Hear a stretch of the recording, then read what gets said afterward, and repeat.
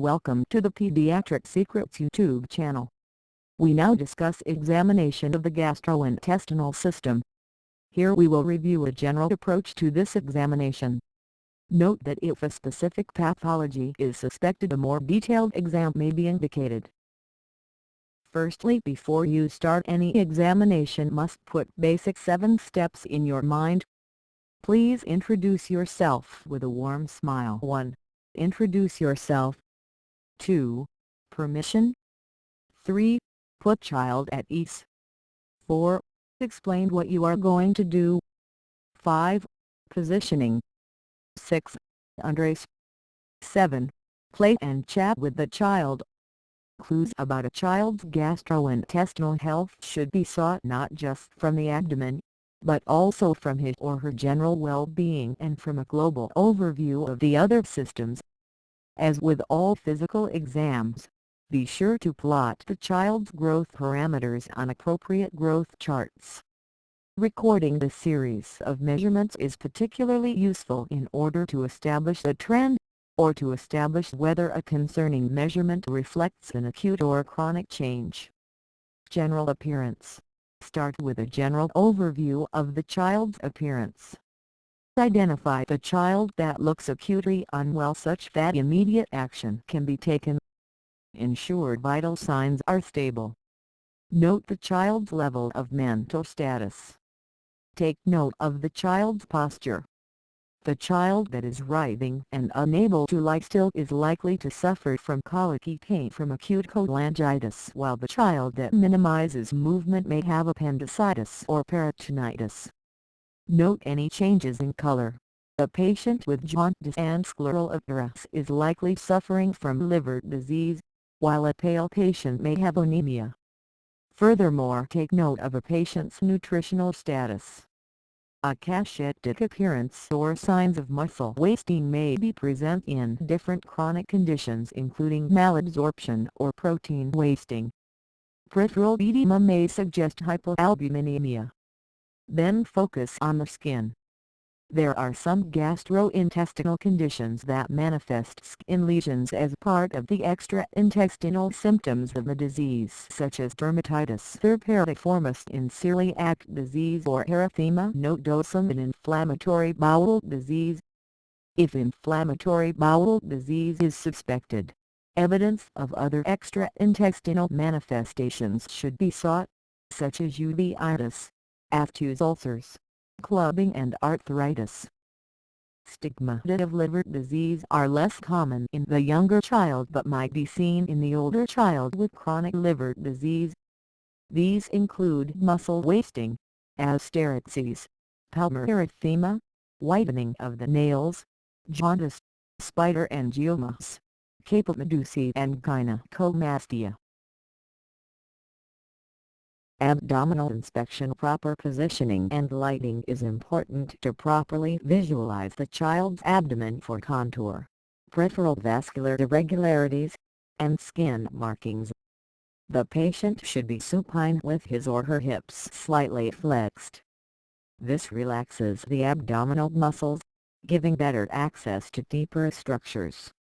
Always examine the patient from the right side. Look for abdominal distension, which may indicate abnormal gas-filled loops of bowel, fecal retention, a mass lesion, ascites or a ruptured viscus. On the other hand, a scaphoid abdomen can be seen in a patient with upper gastrointestinal obstruction or as a result of starvation. Peristaltic waves may be seen on occasion, but are especially prominent in pyloric stenosis. Pulsations of large vessels should generally not be visible. Look for abdominal scars suggesting previous surgery, which puts the patient at risk for obstruction secondary to adhesions or secondary to stenosis in the case of a previous bowel resection and anastomosis. Look for vascular markings. In children, hemangiomas are common and not a concern. Prominent veins such as capomedusae, however, can be seen in chronic liver or renal failure. Look for abdominal wall protrusions. Umbilical hernias frequently are present in the infant, toddler, and younger child. Most umbilical hernias are uncomplicated, require no surgery, and resolve spontaneously. Diastases recti and small epigastric hernias, if not readily visible, can be elicited by having the patient raise his or her head off the examining table while lying supine or by having the child tense the abdominal muscles. These hernias also do not require surgical correction. Auscultation: auscultate prior to palpation of the abdomen, so to avoid creating abnormal gas patterns or obliterating normal intestinal sounds.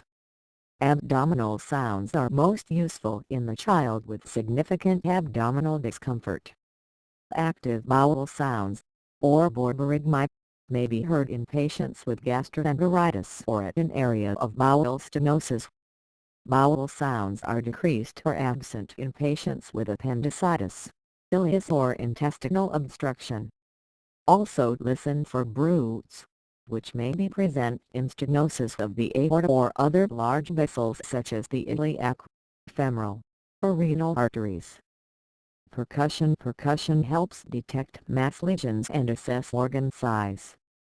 In the acutely ill child, percussion is used to identify tenderness gently prior to palpation. Percuss to determine if hepatomegaly is present, starting from the right lower quadrant, then ascending to the right upper quadrant. The transition between a tympanic and dulled percussion tone marks the lower border of the liver. Then start over the right lower lung field, percussing downwards to find the upper liver border. A normal liver span in the midclavicular line for a child depends on gender and on age. At 1 week of age the liver span should be less than 5 cm, while at 12 years of age up to 8 cm in boys and up to 7 cm in girls. Although percussion may be employed to determine if splenomegaly is present, this test is not very sensitive. Nonetheless, this would be done by percussing within tubus space. This is the triangular area between left sixth rib, left mid-axillary line and left costal margin. If percussion in this area reveals transition from a tympanic sound to dullness during inspiration, Castel's sign is said to be positive for splenomegaly. Percussion can also be used to determine the presence of ascites, using two different methods. In the first, a test for shifting dullness is performed starting with the patient supine. Percuss from the flank towards the umbilicus in a plane perpendicular to the bed. At first dullness will be noted, but as one approaches the umbilicus, the air-filled loops of intestine pushed centrally by peritoneal fluid will sound tympanic. Next, ask the patient to roll on their side. Repeat the maneuver. If ascites is present, the fluid will redistribute into dependent areas and the line between tympany and dullness will be shifted accordingly. The second test for ascites tests for the presence of a fluid wave. Ask an assistant to place a hand vertically over the center of the abdomen with the patient supine. Then tap one flank with the tips of the fingers of one hand while feeling for a fluid wave over the contralateral flank. Palpation: palpation is used to detect masses, organomegaly and abdominal tenderness. The often ticklish younger child may require a calm, reassuring touch, and no initial hand movement by the examiner. Palpation can be aided by asking the child to take a deep breath and then exhale slowly while the examiner applies firm, steady pressure to the abdomen. The softer and less tense the abdominal musculature, the more easily organs and masses can be felt. For the obese child, The two-hand technique, with the fingers of one hand applying pressure on top of the fingers of the other hand, may be required. Start with superficial palpation, progressing to deeper palpation. When peritonitis is suspected, rebound tenderness may be elicited by pressing firmly and slowly on the abdomen and then quickly releasing pressure. Subsequent wincing, apprehension or other signs of pain upon withdrawal of pressure suggests peritoneal irritation. Next, palpate for organomegaly. To feel the liver, place the fingers of the right hand over the lower quadrant in a somewhat oblique position. Palpation should progress in a superior direction until the lower edge of the liver is detected. It is important to start low enough, as an enlarged liver may be missed if initial placement was above the liver edge. In the newborn, the liver edge may be felt about 2 cm below the costal margin, while in older children the normal location of the liver edge is flush with or behind the inferior costal margin. Also, try to assess whether the liver edge is soft or hard, smooth or boggy. An inflamed liver edge may not only be enlarged but also feel boggy and irregular, while a fibrotic liver may feel hard. A similar maneuver is used to determine the size of the spleen. In children, it is important to start palpation for splenomegaly in the right lower quadrant as the spleen enlarges across the midline. Some clinicians use the scratch test to determine the inferior margin S of the liver and / or spleen by listening with a stethoscope while gently scratching the skin surface with a fingernail or blunt instrument. Placing the stethoscope over the right lower chest at about the level of the 7th rib. Listen for a change in sound quality as your finger ascends over the liver border. The same can be done over the left for the spleen. The kidneys are palpated in a two-handed technique. Palpate deep anteriorly with your one hand, and in the costophrenic angle with your other hand. An enlarged kidney will be palpable by the anterior hand. Renal tenderness is determined easily in a cooperative child with pyelonephritis through percussion over the costovertebral angles. With the child sitting up, firmly strike over the back with the ulnar surface of a closed fist. This will elicit marked discomfort in the patient with pyelonephritis. Several positive physical findings may help make the diagnosis if appendicitis is suspected. On history, the point of maximal pain and tenderness often progressed from periumbilical to a point 1/3 the distance between the iliac crease and the umbilicus in the right lower quadrant. Light palpation over this location or McBurney's point may elicit tenderness and guarding. Deeper palpation and quick release of pressure may create rebound tenderness. Tenderness over the right lower quadrant while palpating the contralateral side is often found Rawsing's sign. In advanced cases of appendicitis, significant abdominal muscular rigidity can develop, making palpation difficult. Depending on the position of the inflamed appendix, some special tests can be elicited to further support the diagnosis of appendicitis. The obturator sign involves pain on internal rotation at the hip, a maneuver which stretches the obturator muscle, which may be irritated when the appendix is located inferiorly. The psoas sign elicits pain on right hip flexion tested against resistance, present when the inflamed appendix is located in the retroperitoneum and is irritating the psoas muscle. Also part of the exam of the GI system is a good assessment of the groin for lymphadenopathy, inguinal hernias or femoral hernias.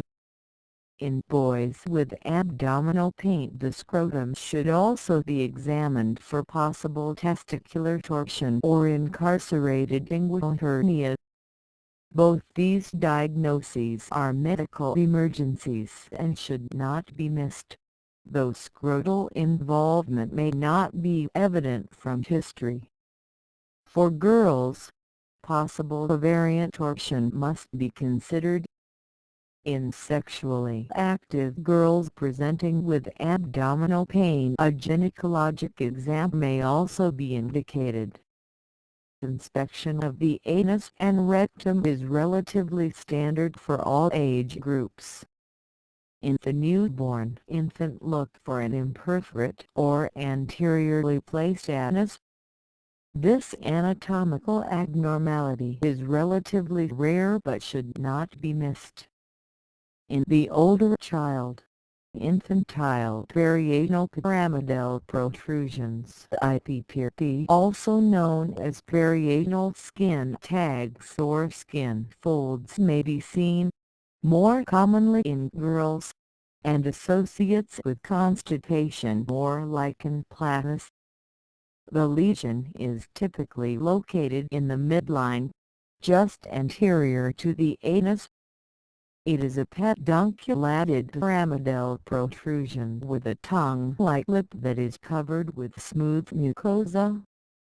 Several positive physical findings may help make the diagnosis if appendicitis is suspected. On history, the point of maximal pain and tenderness often progressed from periumbilical to a point 1/3 the distance between the iliac crease and the umbilicus in the right lower quadrant. Light palpation over this location or McBurney's point may elicit tenderness and guarding. Deeper palpation and quick release of pressure may create rebound tenderness. Tenderness over the right lower quadrant while palpating the contralateral side is often found Ravsing's sign.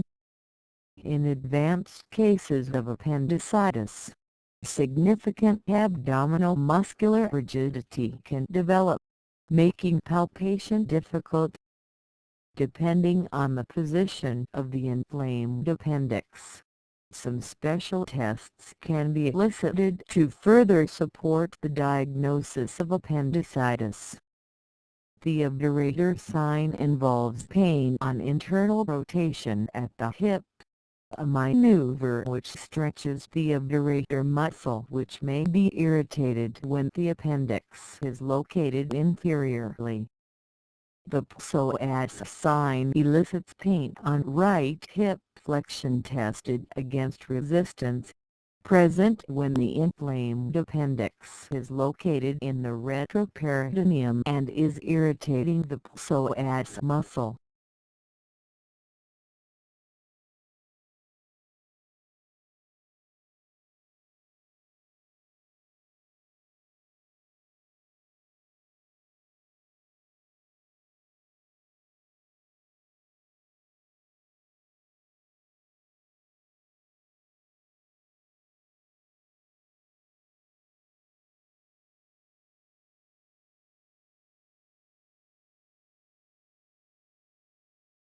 Conclusion: this concludes the gastroenterology examination in the pediatric patient.